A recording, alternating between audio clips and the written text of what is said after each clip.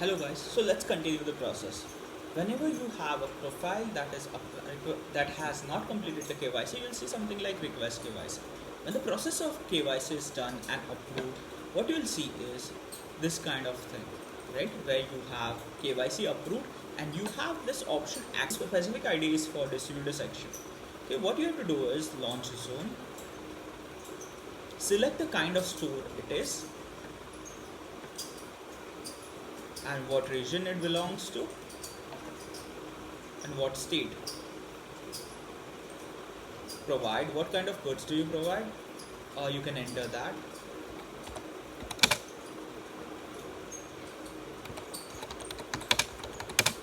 It is store for FMCG products. Click on use AI if you don't have any introduction or anything like that and fill these things.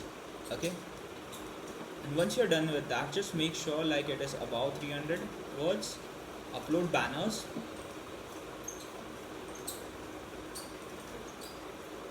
This can be your store images or anything like that.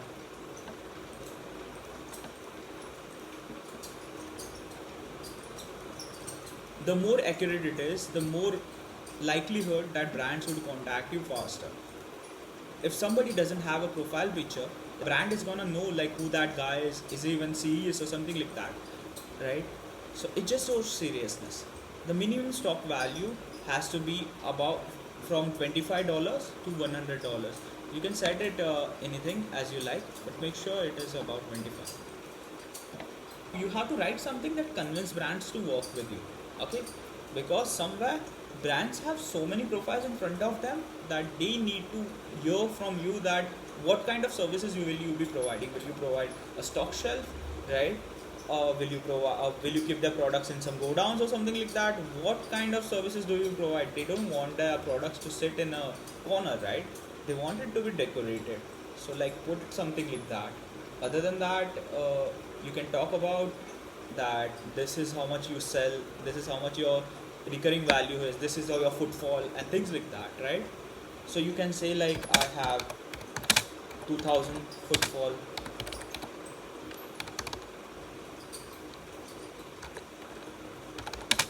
in a month and something like that, right? My store is located in some posh area, in prime area.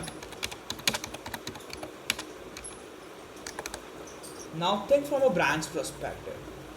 Does it make sense if you're getting like 20% and if the brand directly is offering 22%, right? So for 2%, will this brand come and put effort to convince you? Right? Just think about it realistically. These guys are looking for conversion. This is an operations team that we are dealing with. So more likelihood is that if somebody is getting 4-5%, he's gonna of course say yes if he's gonna get like 20%, right? There's a huge gap between that. So the likelihood of that guy saying yes is much more higher. So what you have to do is you have to let them know that this is the percentage you are getting from your distributor or wherever it is, right? You're getting from super stocky or stocky or wherever you're getting your products from. Now if you are taking those products from their growdowns directly from the brands, then brands should expect you to give you like much more. You should be expecting much more, right?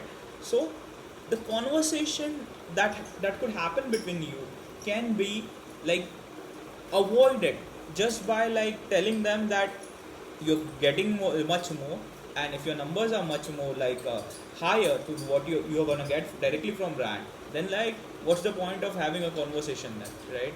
So that is also something you will need to avoid because it's a time waste to go on a call with somebody like that, right?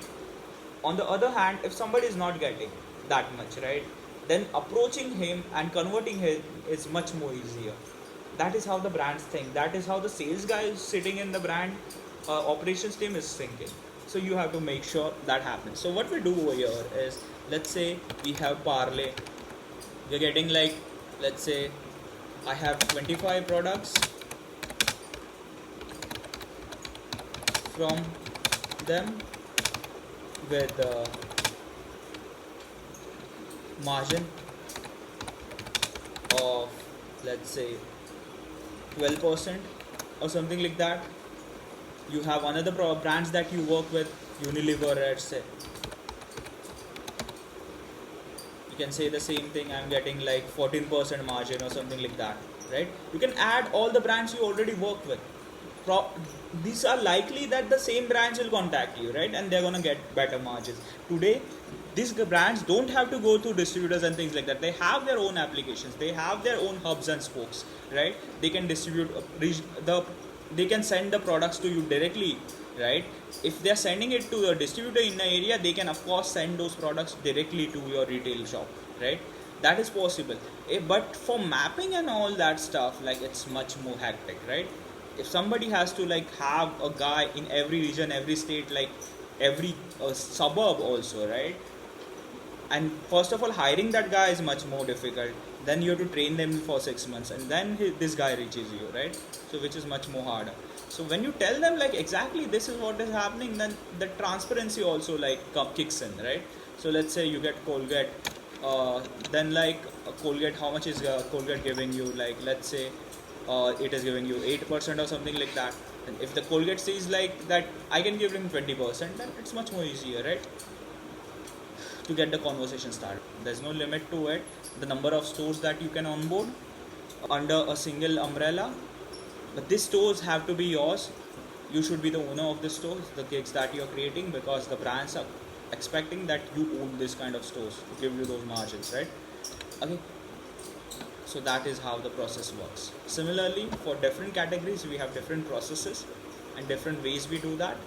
New brands or something like that, you can change the banners as you like. You can add it like about or whatever. That also you can do later. Okay, thank you. Let's close it here.